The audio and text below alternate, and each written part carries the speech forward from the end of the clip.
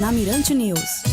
E eu recebo aqui no estúdio da Mirante News FM, no estúdio Deni Cabral, o presidente do CREF 21, presidente do CREF aqui do Maranhão, Sandor de Jesus Goiabeira Fex, Sandor Fex, professor de Educação Física e que vai conversar com a gente mais uma vez. Antes de mais nada, Sandor, bom dia, obrigado pela gentileza. Bom dia, Jorge, é sempre um prazer de mais uma vez retornar aqui ao seu programa Mirante, para a gente conversar mais uma vez sobre educação física, sobre o esporte, sobre o lazer, não só do Maranhão, né, mas de todo o país, porque o esporte movimenta tudo, né?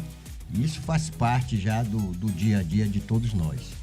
E a gente hoje, Sandor, escolheu um tema muito legal, muito bacana, que é a questão do desporto escolar e a importância da educação física escolar e sobre as fiscalizações, como é que o CREF tem visto isso. Eu começo logo te perguntando qual é o papel e como tem sido a atuação do CREF nessa questão do fortalecimento do desporto escolar aqui no estado do Maranhão. Olha, Jorge... Que é uma coisa que você conhece profundamente dele. Exatamente. O desporto escolar, eu tive o privilégio de estar à frente, de estar comandando quando eu era funcionário da Secretaria de Estado do Esporte. Eu tive a incumbência dada para o nosso querido Ali Maluf, Verdade. né, que foi um secretário que teve uma visão espetacular sobre como a gente deveria proceder, né, de interiorizar essas ações da então secretaria que ele comandava no interior do estado, onde também a gente tinha uma figura marcante dentro daquela secretaria, que era o Raul Menezes, né, que também deu sua contribuição. E o desporto escolar, quando eu falo sobre desporto escolar, eu sempre digo o seguinte, que é preciso que a gente entenda os valores dessa prática dentro de uma instituição de ensino. Então, é preciso que a gente estude, conheça profundamente esse instrumento que é fundamental para o desenvolvimento dessas crianças, do jovem estudante. E o Conselho tem um olhar muito especial, até porque o seu presidente atual tem uma ligação muito estreita... A vida, né? Exatamente, com o esporte praticado dentro da escola, no recinto escolar.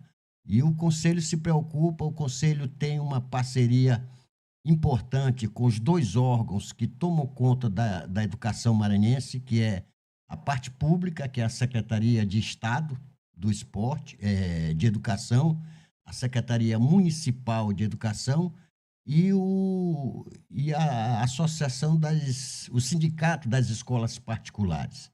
Então, quando inicia o ano letivo, a gente tem a preocupação de visitar esses órgãos, né, para exatamente pedir a colaboração no intuito de permitir com que a fiscalização adentre as escolas e lá fiscalize realmente o profissional de educação física, saber se realmente é esse profissional registrado, habilitado, porque tem que ser o licenciado, né, o licenciado que tem esse espaço de atuar na escola, e para que a gente realmente consiga fiscalizar e ver se realmente está tudo transcorrendo tranquilo, né, de garantir aos pais desses alunos, à sociedade estudantil de uma maneira geral, que realmente tenha como prática uma educação física saudável, um esporte saudável, logicamente coordenado e administrado por pessoas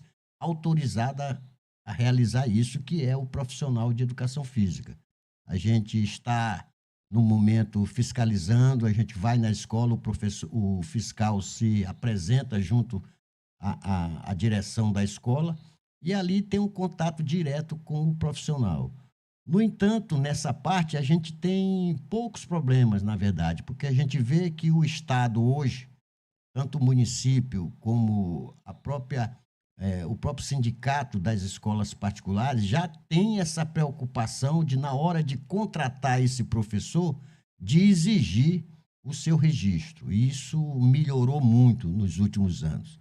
A gente vê também os concursos públicos Agora mesmo a Prefeitura de São Luís realizou um concurso público para professor, na qual tinha a participação de profissionais de educação física, né? E infelizmente não exigiu esse registro. Nós acionamos a Justiça como de direito e a Secretaria se retratou, fez com que o edital de inscrição fosse alterado para que realmente aquelas pessoas que procurassem o concurso em busca de uma vaga fossem realmente profissionais registrados de educação física para atuar nas escolas municipais de São Luís. Então, esse problema melhorou muito, a consciência dos gestores melhorou muito. Agora, quando a gente vai para o interior do estado, já é complicado. A gente tem que procurar secretários, prefeitos e conscientizar da importância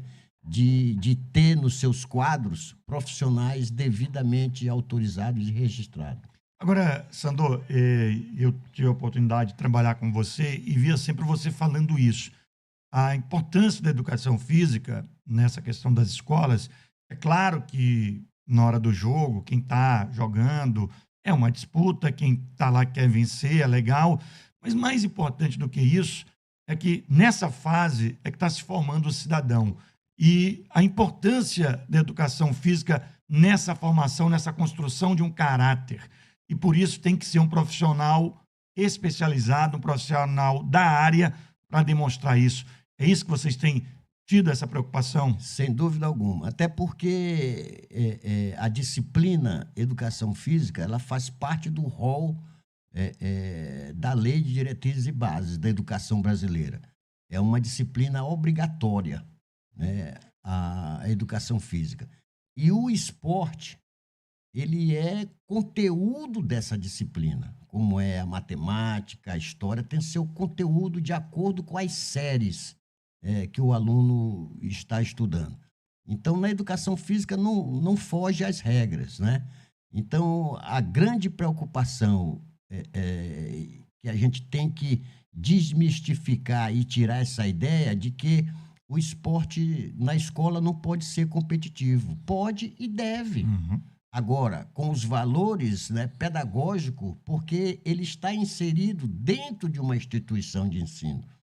Então, quando a gente coloca valores que se sobrepõem simplesmente àquele jogo em si, aquela vontade de vencer a qualquer custo, né, e isso realmente traz prejuízo Vencer à a qualquer formação. forma, né? Exatamente. Então, quando você coloca um profissional à frente desse processo, né, a gente realmente inibe isso. E, infelizmente, a gente ainda observa alguns casos, como, por exemplo, você viveu isso algum tempo na sua vida, a gente vê aquelas aberrações que só a gente acredita porque a gente vê, né?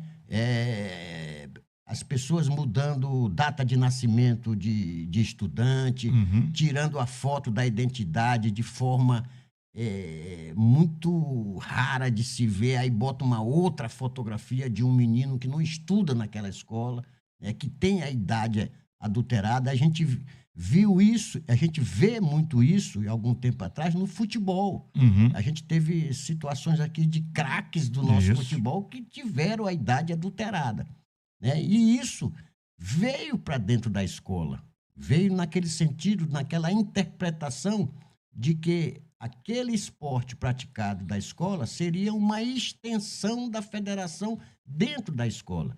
É aquilo que eu sempre digo quando eu converso sobre desporto escolar. Existe aquela vertente, esporte da escola ou na escola. Quando você pega pela linha, entendendo que é o esporte na escola, você permite que essas mazelas, vamos dizer assim, vindo do desporto federacionista, se instale dentro da escola e que é terrivelmente prejudicial à formação daquele estudante. Quando você vai pela linha de que é o esporte, é o futsal da escola, o futsal da escola pode ser 5 contra 5, sendo 3 meninos e 2 meninas, tranquilamente. Esse é o futsal escolar. Eu sempre dou um exemplo que caracteriza muito bem isso. Teve uma vez que eu fui em Pedro do Rosário, que é um município perto de Pinheiro, É na Baixada. na Baixada, e lá eu fui coordenar os jogos, porque pela primeira vez esse município iria realizar seus jogos escolares. E eu fui acompanhar como representante da CEDEL, e lá eu presenciei uma situação que caracteriza bem isso, né? Os meninos de algumas escolas da zona rural desse município, eles estavam representando a sua escola jogando futsal descalço, Uhum. né? Aí a gente exatamente se depara com essa situação, aquela realidade ali daquelas crianças. Eles jogavam futsal descalço porque não tinham um tênis apropriado para jogar o futsal, né? Aquele futsal é jogado na escola. Isso. Aquele é o futsal escolar, naquela realidade. Então a gente não pode permitir e negar essas oportunidades a eles. Então, naquele momento que eu presenciei aquilo, eu conversei com o professor, conversei com o secretário, tive o privilégio de conhecer a prefeita na época e conscientizei ela, né? Eu entendi a realidade daquele fato, e, logicamente, os meninos participaram, perderam, mas participaram. Não foi negada a oportunidade a eles. Então, esse é o desporto escolar que ajuda nesse desenvolvimento que você frisou, né? Na construção da personalidade da criança, de valores éticos, morais, que a gente sente falta hoje na grande parte da juventude do Brasil. E isso culmina com atos que a gente se depara, como, por exemplo, jovens queimando índio na parada de ônibus. Quer dizer, a falta desses valores por a gente querer colocar no desporto da escola a alta competitividade, a falta de respeito para com o seu professor, com o seu companheiro, com o seu adversário. O entendimento, o desporto tem um entendimento do adversário não como um inimigo, mas como um coadjuvante para que haja o jogo. Porque eu sempre digo outro exemplo bem simples. Se eu for para o jogo e no local só for a minha equipe, não tem jogo. Se eu for para o local e chegar a minha equipe com a outra equipe, também não tem jogo. Precisa de um contexto. Agora, se eu chegar com a minha equipe, o outro colega chegar com a equipe dele e tiver um árbitro, aí o contexto está propício para que haja aquele jogo. Então, é um contexto que a gente não pode ter desassociação de nenhum. Um depende do outro. Para mim jogar, eu dependo do meu adversário, né? Então, é essa que tem que ser a visão repassada dentro da escola. Se for no campeonato maranhense de futebol, vamos dar um exemplo, o adversário não vai a WO, né? Simplesmente perde os pontos, depende do regulamento, só do regulamento, o que vai acontecer com a equipe faltosa. Mas no desporto escolar, a gente tem que afastar essa atitude o mais longe possível daquela situação. Então, nós temos que favorecer para que realmente aconteça o confronto e não permita que a hipercompetitividade do jogo, que é perfeitamente normal ter a competitividade, se sobreponha a esses valores. Perfeito. É isso que eu combato, quando existe uma hipercompetitividade. Quer dizer, você tem que vencer a qualquer custo. E isso não é bom para a criança, não é bom para a sua formação de caráter, e vai ser, se ele inicia dessa forma, ele vai ser um adulto que não vai saber perder, ele vai ser uma criança que vai querer tudo, que se ele perder, ele quebra tudo, ele bota a bola debaixo do baixo e vai embora, se ele for o dono da bola. Quer dizer, a gente vê muito isso nesses casos. Mas, infelizmente, a gente observa que a própria Secretaria de Estado do Esporte, tanto e da Prefeitura, a gente já vê esse cuidado, né, nesses valores, né? E isso a gente tem que realmente está preservando para que realmente o desporto escolar atinja o seu verdadeiro objetivo dentro da escola, que é ajudar no desenvolvimento harmonioso da criança. Agora, Sandor, como é que o CREF tem agido nesse aspecto? Porque eu acho que não tem como ser onipresente, né? Por mais que vá lá, faça a fiscalização, não está o tempo todo nos 217 municípios. Como é que tem sido esse diálogo, esse trabalho de conscientização em escolas públicas e privadas nesse aspecto? Primeiramente, Jorge, a gente tem um trânsito muito bacana nos dois órgãos que tomam conta desse desporto escolar do nosso estado, que é a Secretaria de Estado e a Secretaria Municipal de São Luís. Agora mesmo nós tivemos no fórum promovido pela Secretaria de Estado do Esporte, foi feito sexta-feira, onde estiveram presentes 157 municípios do Maranhão que vão participar dos Jogos Escolares. E lá a gente teve uma participação, uma conversa, o secretário Naldi, aqui inclusive eu quero agradecer ele pelo espaço que ele nos deu para termos uma conversa com esses secretários, e a gente esclarecer esses assuntos. Então, a nossa preocupação, quando a gente chegou ao Conselho, o nosso estado é muito grande, né? A gente mandar um fiscal daqui lá para Balsas é difícil, é caro e a logística é difícil. Então, a gente fez o nosso concurso público, a gente começou a distribuir essas vagas para o interior do estado. Então, por exemplo, hoje nós já temos um fiscal em Imperatriz, que cobre já aquela região. Então, a gente já ampliou o nosso quadro de fiscal exatamente para a gente, pelo menos, ir no maior número possível de município que realiza seus jogos. A estratégia que a gente encontra, que é também facilitada de uma maneira geral pela Secretaria de Estado, é que eles regionalizaram esses jogos. A regionalização dos jogos nos facilita também, porque a gente vai numa regional onde tem 15 municípios participando. Então, a gente tem ali 15 municípios que a gente tem uma conversa, depois vai para outra regional, e assim a gente cobre todas as etapas dos jogos escolares. E, logicamente, as denúncias, que também quando há denúncias, denúncias sérias voltadas para esse segmento, a gente tem que deslocar um fiscal para apurar a denúncia e realmente ver o que é que está acontecendo. Até então, a dificuldade que nós temos é do tamanho que é o estado do Maranhão. Mas a gente está indo. Ano passado mesmo, eu, pessoalmente, cheguei aí a alguns jogos desses, algumas regionais, estive presente.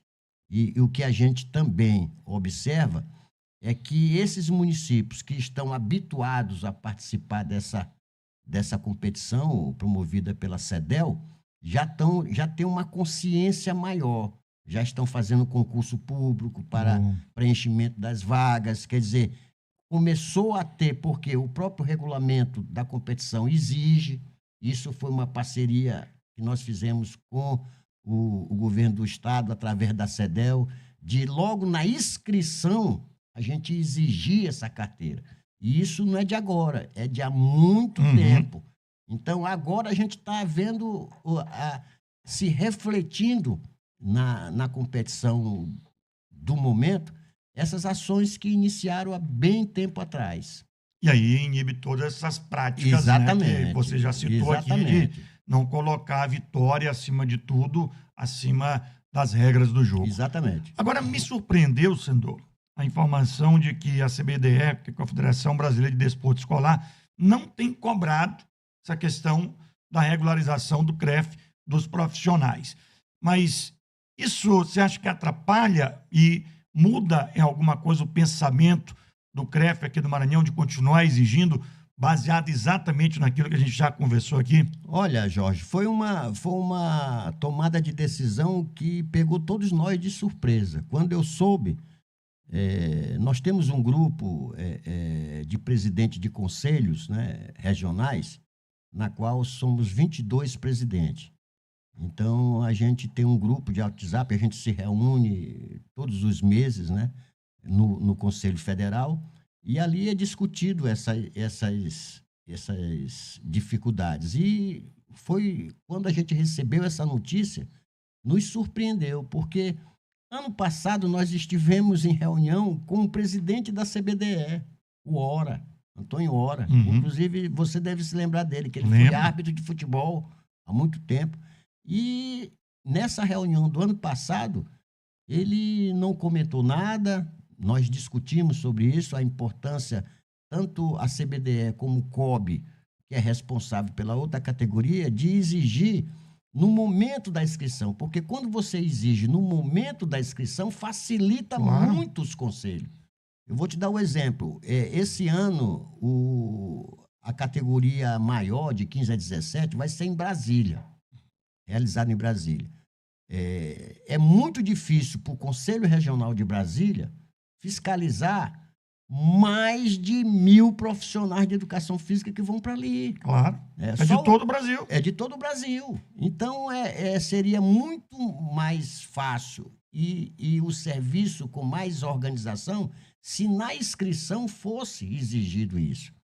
Certo? Infelizmente, a CBDE não vai proceder dessa forma. Já o Comitê Olímpico já garantiu que vai permanecer com a mesma sistemática. Eles vão continuar cobrando na inscrição. Em relação aos conselhos, isso aí não vai mudar nada, a fiscalização. Nós vamos continuar fiscalizando, né? Eu já tive aqui a garantia da CEDEL e da Prefeitura de São Luís, que também não vão mudar seus regulamentos. Ainda bem. É um retrocesso. Isso, claro. nós encaramos isso como um retrocesso. E na nota que a CBDE disponibilizou e informou ao Brasil essa tomada de decisão, ela é bem clara, né, que o Ministério Público solicitou, quer dizer, não exige que a CBDE peça... Porque não tem poder de decisão. Não tem poder de decisão. Ela apenas deu uma recomendação à CBDE. A CBDE acatou a recomendação. E recomendação também, convenhamos, absurda. Absurda, equivocada. Então, como eu disse, quando eu soube, eu tentei ligar para o Hora, né, para pedir alguma informação, em que ele se baseou. Demorou 3 dias, porque ele não recebia telefone. Imediatamente eu entrei em contato aqui com o presidente da Federação de Desporto Escolar local. Ele também não sabia dessa decisão, porque a gente queria explicação, né? E quando eu consegui falar com o Hora, né, ele foi muito evasivo. Ele disse apenas que seguiu uma recomendação. Certo, mas isso não impede dos conselhos regionais, aonde vai ser esses jogos, de realizar a fiscalização. Aí cabe ao restante do país, né, tomar sua decisão de também seguir a CBDE ou permanecer com o seu... Aqui no Maranhão não vai ser alterado em nada. Tanto o Estado como o município de São Luís vai continuar exigindo o profissional registrado para que esteja ali com a responsabilidade de levar essas crianças para a competição. Afinal de contas, só quem foi sabe o quanto é responsável. A responsabilidade é grande. Demais. Né, de levar.